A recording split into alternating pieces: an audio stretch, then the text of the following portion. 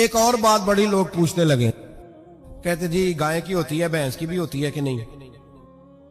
چلو جی اب نئی بات نکل آئی۔ حدیث پاک میں لفظ آیا اونٹ کا، نبی پاک نے فرمایا بکرا 1 سال کا، گائے 2 سال کی، اونٹ 5 سال کا۔ حدیث میں لفظ آ گیا اونٹ کا۔ اب کو بندہ کہے پہلے بتائیں نر کا کہ مادہ کا، تو میں کدھر سے آپ کو حدیث نکال کے دوں جس میں نر بھی اور مادہ علیحدہ علیحدہ ہو؟ حدیث پاک میں ذکر آ گیا دمبے کا، مینڈے کا۔ اب باقی جو سارے جاگ رہے ہیں نا، اب غور فرمائیں، باقی ایک بکرا ہے، ایک چترا ہے، ایک دمبا ہے، ایک دیسی بکرا ہے، ایک پہاڑی بکرا ہے، تو علیحدہ علیحدہ لفظ کہاں سے نکال کے دیے جائیں؟ یہ ساری انواع ہیں، اقسام ہیں، نوع ہیں۔ اسی طرح بھینس بھی گائے کی ایک قسم ہے۔ امام اعظم ابو حنیفہ فرماتے ہیں النوع منہ، یہ اس کی ایک قسم ہے، نوع میں سے ہے، گائے کی نوع میں سے ہے۔ آپ عام لفظ بولتے ہیں تو کہتے ہیں بکرا چترا گائے بھینس، عام لفظ ہے نا۔ تو جب گائے کہہ دیا تو اب کو بندہ کہے گائے آیا ہے تو پہلے بتائیں گائے تو ہے تو اس میں بیل شامل ہے کہ نہیں؟ تو گائے کی جتنی قسمیں ہیں نا، ہمارے محدثین بھینس کو گائے میں شامل کرتے ہیں۔ بھینس گائے کی ایک قسم ہے۔ تو نبی پاک صلی اللہ علیہ وسلم نے جب گائے کا لفظ استعمال کیا تو بھینس اس کے اندر آ گئی۔ تو اگر گائے کی قربانی جائز ہے تو بھینس کی قربانی بھی جائز ہے۔ اگر بیل کی قربانی جائز ہے تو کٹے کی قربانی بھی 100% جائز ہے۔ اس کے اندر 7 حصے ڈالے جائیں گے، اسے قربان کیا جائے گا، یہ جائز ہے۔ اگر آپ صریح لفظ نکال کے دکھانے کو کہیں گے تو پھر تو بڑی چیزوں میں لوگ الجھ جائیں گے۔ پھر کیسے نکالا جائے گا خسی کی جائز ہے کہ نہیں، جو خسی نہیں اس کی جائز ہے کہ نہیں، فلاں کی؟ تو ان تفصیلات، ہاں بہت ساری چیزوں کی تفصیلات حدیث میں ہے، لیکن ساری چیزوں کی موجود نہیں۔ اس لیے میرے عزیز یاد رکھیں، بھینس کی قربانی بھی ہوگی، گائے کی بھی ہوگی، بیل کی بھی ہوگی، کٹے کی بھی ہوگی۔ جن کی نہیں ان کی نہیں۔ ہم نے کبھی کہا ہرن کی قربانی بھی ہوگی یا مرغی کی قربانی بھی ہوگی؟ تو حدیث مبارکہ کے اندر جو چیزیں موجود ہیں ان کی جتنی اقسام ہیں ان سب کی قربانی کرنا ہاں جائز ہے۔ اور میرے نبی پاک صلی اللہ علیہ وسلم نے فرمایا جانور خوبصورت ہو، لنگڑا نہ ہو، کانا نہ ہو، زخمی نہ ہو، خوبصورت جانور لاؤ، اس کو لا کے ذبح کرو۔ لوگ کہتے ہیں چلو اتنے پیسے اللہ کے راستے میں دے دیں، تو یہ کافی نہیں کافی۔ مسلم شریف میں، بخاری شریف میں میرے نبی پاک سید عالم صلی اللہ تعالی علیہ وسلم نے فرمایا 10 ذی الحج کو اللہ کی نظر میں ابن آدم کا سب سے پسندیدہ عمل، لیکن نا 10 ذی الحج کو، کل 10 ذی الحج ہے تو بڑے کام ہوں گے، فجر کی نماز بھی ہوگی، تکبیرات تشریق بھی پڑھی جائیں گی۔ آج فجر سے شروع ہو گئی نا، 9 کی فجر سے لے کر 13 کی عصر تک تکبیرات تشریق پڑھی جائیں گی۔ اللہ اکبر، اللہ اکبر، لا الہ الا اللہ واللہ اکبر، اللہ اکبر وللہ الحمد، اللہ اکبر، اللہ اکبر، لا الہ الا اللہ واللہ اکبر، اللہ اکبر وللہ الحمد، اللہ اکبر، اللہ اکبر، لا الہ الا اللہ واللہ اکبر، اللہ اکبر وللہ الحمد۔ کوشش کریں جب بھی پڑھیں 3 بار پڑھیں۔ تکبیرات تشریق بھی پڑھی جائیں گی، فجر کی نماز بھی کل ہوگی، عید کی نماز بھی ہوگی، لوگ اور بھی کوئی ذکر اذکار کریں گے۔ لیکن میرے نبی پاک صلی اللہ علیہ وسلم نے فرمایا 10 ذی الحج کو اللہ کو اپنے بندے کا جو کام سب سے زیادہ پسند ہے وہ یہ ہے کہ وہ اللہ کے راستے میں جانور کا خون بہائے۔ حالانکہ نمازیں بھی ہیں، اذکار بھی ہیں، تکبیرات بھی ہیں، سارا کچھ ہے، پر اللہ کو سب سے زیادہ کیا پسند ہے؟ جانور کو قربان کرنا۔ یہ اللہ کو بڑے خوبصورت لفظ نبی پاک علیہ السلام نے فرمایا قربانی کا جانور قیامت کے دن اپنے سینگوں اور کھروں سمیت آئے گا، اور جس نے قربانی کی ہوگی اس کی بخشش کروا کے اسے جنت میں لے کر جائے گا۔ تو فرمایا ابن آدم کا سب سے پسندیدہ عمل یہ، سب سے پسندیدہ، کہ وہ 10 ذی الحج کو قربانی کریں۔ کوشش کریں خود ذبح کریں اپنا جانور، یہ حضور کی سنت ہے۔ یہ نہ ہو سکے تو نبی پاک صلی اللہ علیہ وسلم نے اپنے ہاتھوں سے ذبح کرنے لگے حضرت فاطمہ کا جانور، تو فرمایا فاطمہ ادھر آ کے اس کے پاس کھڑی ہو جاؤ، میں تمہارا جانور ذبح کرنے لگا ہوں۔ اپنے جانور کے پاس کھڑے ہوں۔ میرے جو بھائی ذبح کرنے کا کام کرتے ہیں نا، قصاب ہم کہتے ہیں، سارے قصاب نہیں ہوتے، بہت سارے لوگ یہ سعادت حاصل کرتے ہیں اور بڑے نیکی کا کام کرتے ہیں، اللہ انہیں بڑی بہترین جزا عطا فرمائے گا، بڑا خیر کا کام کرتے ہیں، لیکن چونکہ رش ہوتا ہے ایسے لوگوں کے پاس، تھوڑی جلدی بھی ہوتی ہے، پہلی تو کوشش کریں تکبیر خود ڈالو، یہ نہیں ہو سکتا تو قریب کھڑے ہوں۔ ہمارے ہاں ایک رواج یہ بھی ہے کہ 2 بندے ہاتھ رکھتے ہیں، ذبح وہ کر رہا ہوتا ہے تو جس کی قربانی ہوتی ہے اس کو کہتے ہیں تو بھی ساتھ ہاتھ رکھ، ہوتا ہے نا جی بہت ساری جگہوں۔ اب حکم یہ ہے شریعت اسلامیہ کا کہ جب جانور ذبح کریں گے تو پڑھیں گے بسم اللہ اللہ، بسم اللہ اللہ۔ ہاں نبی پاک صلی اللہ علیہ وسلم نے لمبی دعا پڑھی، صحابہ بھی لمبی دعا، انی وجہت وجہی للذی فطر السماوات والارض حنیفا وما انا من المشرکین، یہ بھی پڑھا۔ اور پھر میرے رسول پاک صلی اللہ علیہ وسلم نے یہ بھی کہا کہ اللہ میری طرف سے قبول فرما، میری امت میری اہل بیت کی طرف سے قبول فرما۔ صحابہ جب جانور ذبح کرنے لگتے پہلے یہ دعا پڑھتے، پھر کہتے اللہم تقبل منا کما تقبلت خلیل کا ابراہیم علیہ السلام وتقبلت حبیب کا محمد صلی اللہ علیہ وسلم، اے اللہ ہم سے بھی قبول فرما جیسے تو نے حضرت ابراہیم سے قبول فرمائی اور جیسے اپنے حبیب حضرت محمد صلی اللہ علیہ وسلم سے قبول۔ یہ ساری دعا پڑھیں اور جب جانور ذبح کرنے لگے تو پھر پڑھیں بسم اللہ اللہ، بسم اللہ اللہ۔ اچھا 2 آدمیوں نے ہاتھ رکھا ہوا ہے، 2 آدمیوں، اب اگر ایک نے بھی نہ پڑھی بسم اللہ اللہ اکبر تو جانور حلال نہیں ہوگا،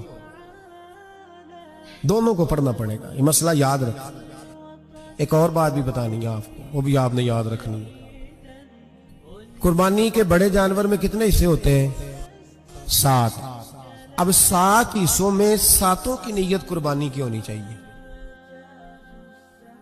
7 کی۔ 6 حصے ڈال گئے، جو چلے تھوڑے سے زیادہ امیر لوگ نہیں تھے، نارمل تھے، انہوں نے 6 حصے ڈال لیے۔ 7واں امیر آدمی تھا، اس کو جا کے کہا یار ایک حصہ نہیں مل رہا، تو چل تو نے تو 2-3 بکرے لیے ہوئے ہیں، تو بھی شامل ہو جا۔ اس نے پہلے تو کہا نہیں یار میں نے اب لے لی ہیں، پھر جب اصرار کیا تو کہا چلو ٹھیک ہے بڑے گوشت کا قیمہ کرا لیں گے، تو اس طرح کرو ڈال لو میرا بھی حصہ۔ اب 6 کی نیت قربانی کی، 7ویں کی گوشت کی، کسی کی بھی قربانی نہیں ہوگی، گئے سارے۔ اب اس کے لیے شرط کیا ہے کہ اس کو بھی آپ، اصل میں ہمیں مسائل نہیں آتے، نہ ہم سیکھتے ہیں نہ پتہ کرتے ہیں، پھر خرابی ہوتی ہے۔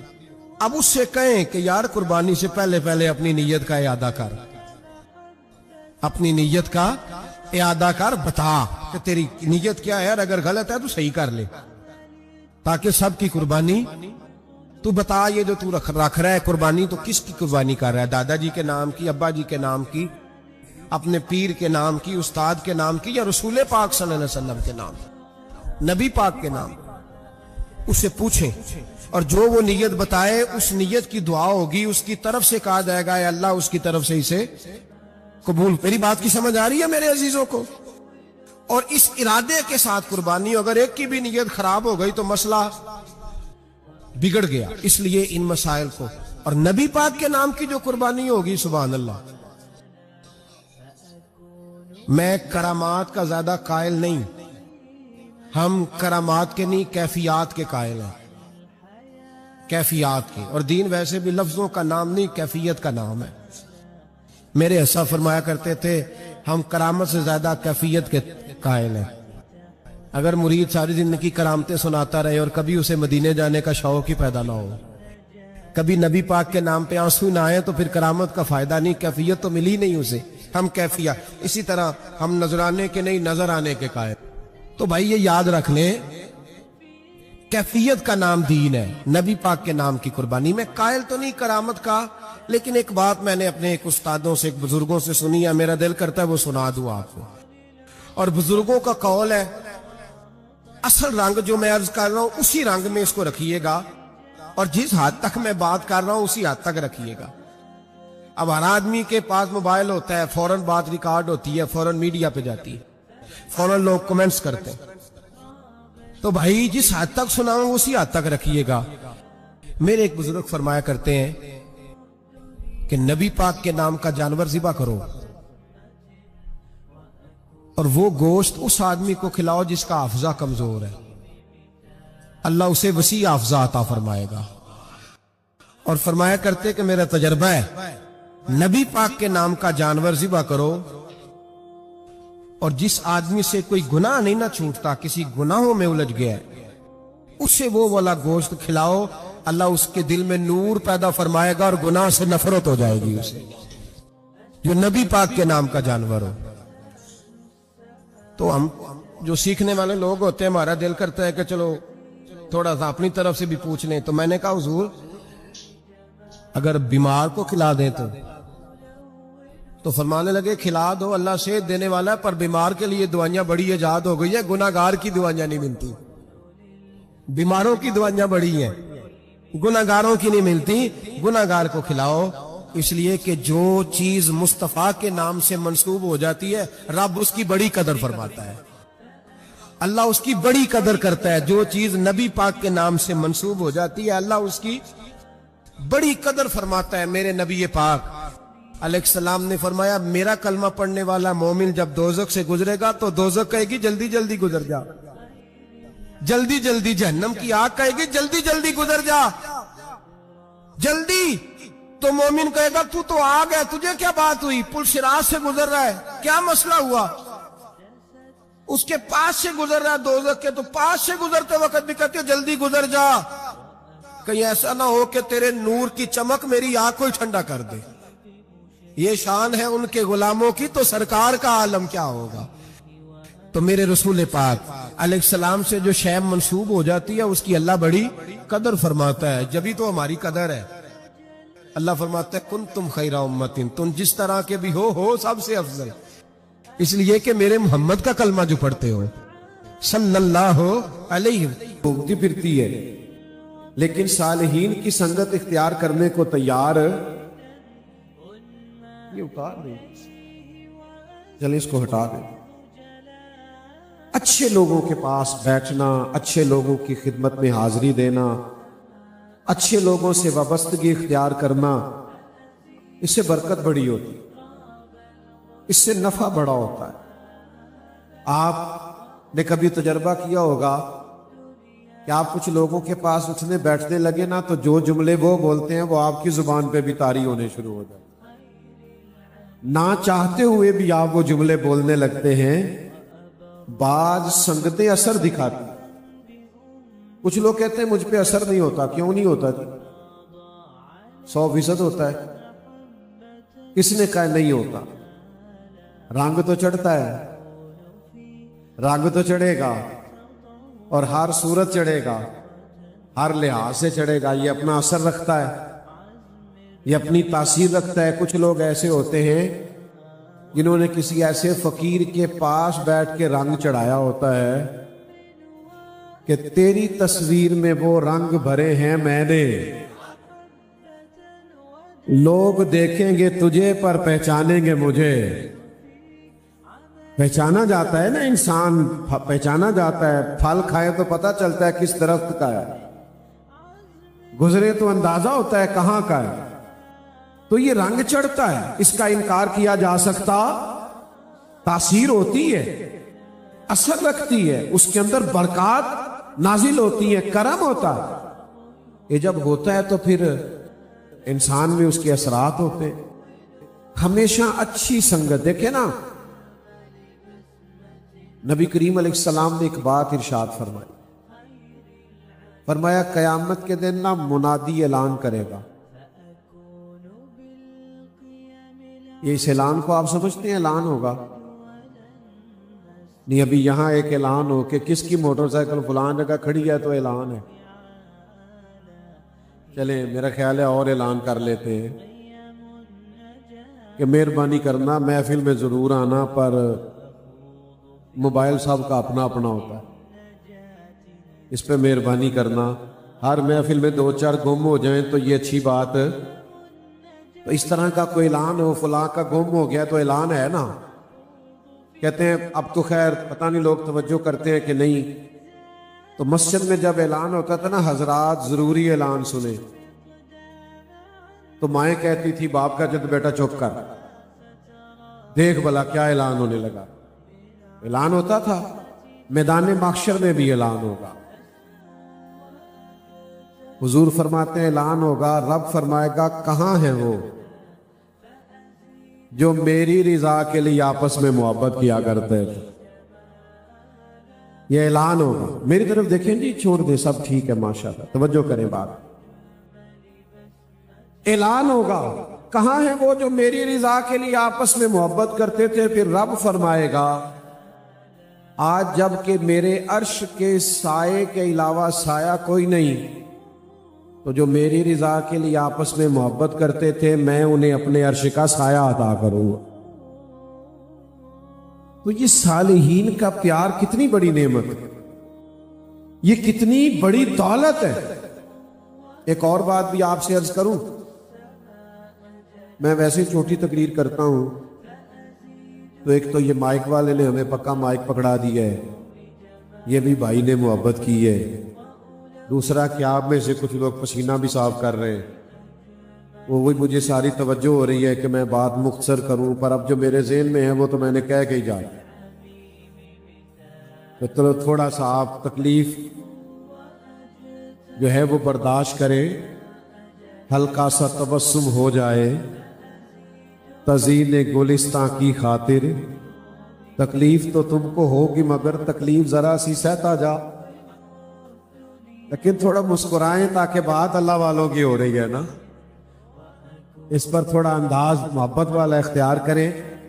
حضور علیہ الصلوۃ والسلام فرماتے ہیں 2 بندے پیار کریں اللہ کی رضا کے لیے، ایک ہو مشرق میں دوسرا ہو مغرب میں، اللہ کی رضا کے لیے پیار کرے، اللہ قیامت کے دن دونوں کو اکٹھا فرما دے۔ تو صحبت صالحین کی برکت تو دیکھیں، اچھے لوگوں کے ساتھ رہنے کے درجات تو دیکھیں۔ آپ کی خدمت میں عرض کروں، ہمیشہ اچھے لوگوں کی باتیں، اچھے لوگوں کی سنگتیں، حضرت جنید بغدادی فرماتے ہیں رب کریم کے بندوں کی باتیں اللہ کے لشکروں میں سے لشکر ہیں،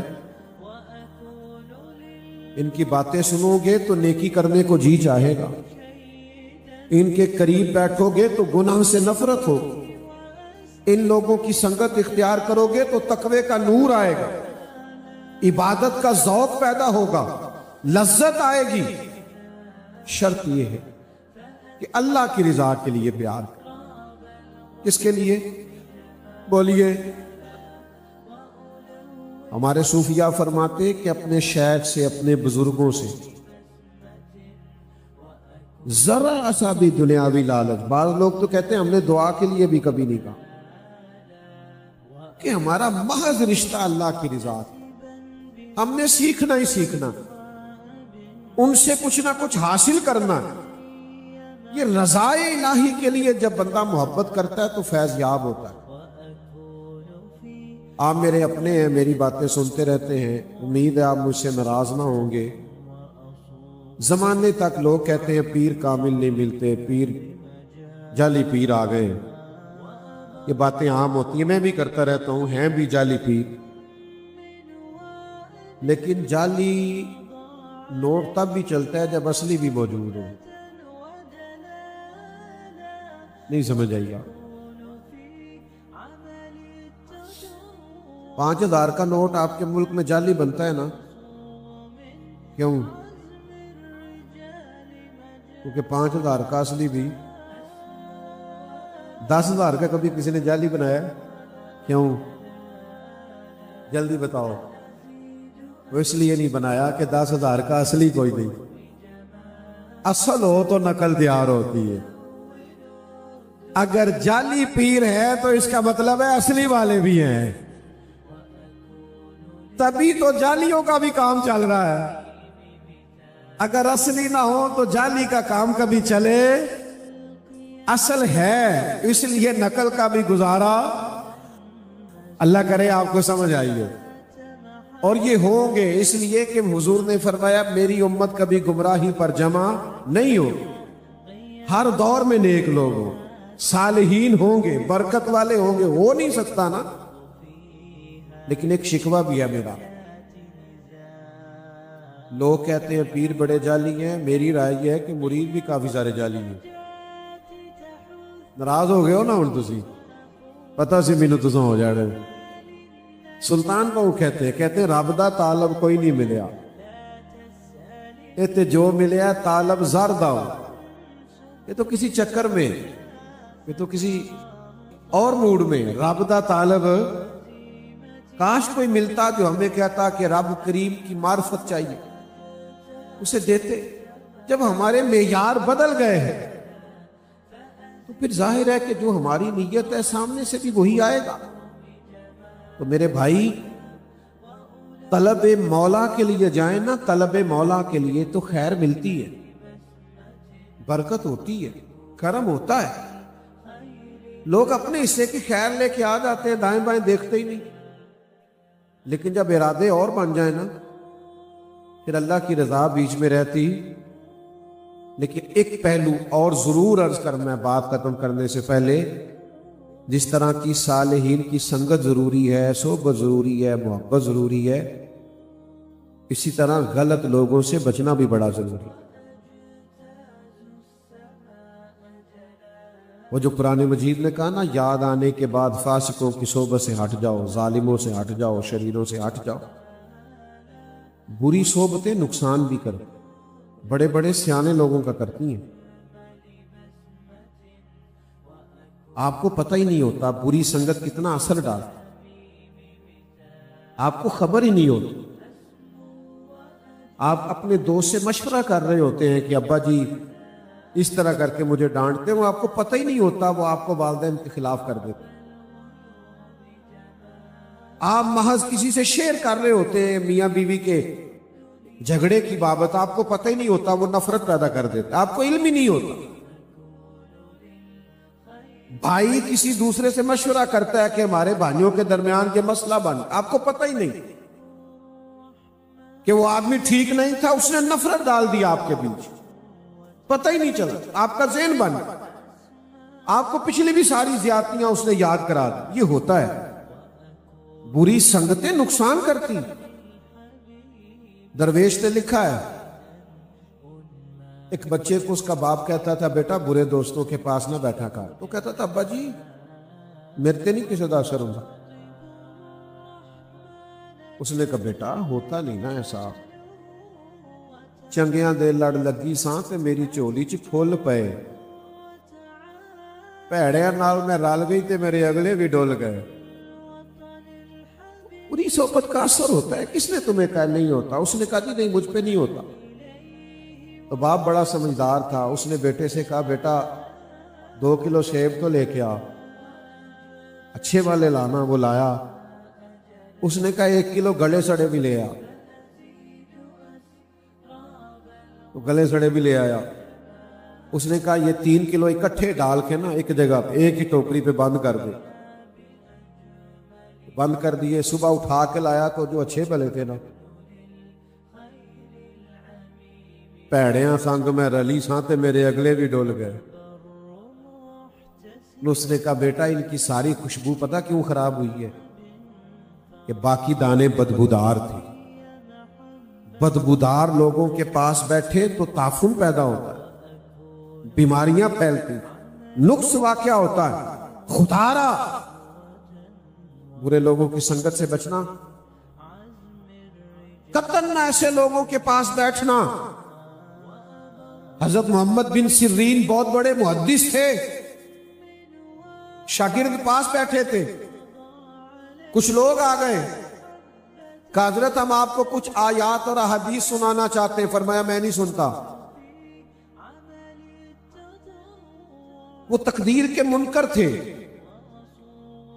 تقدیر کا انکار کرتے تھے، معاذ اللہ۔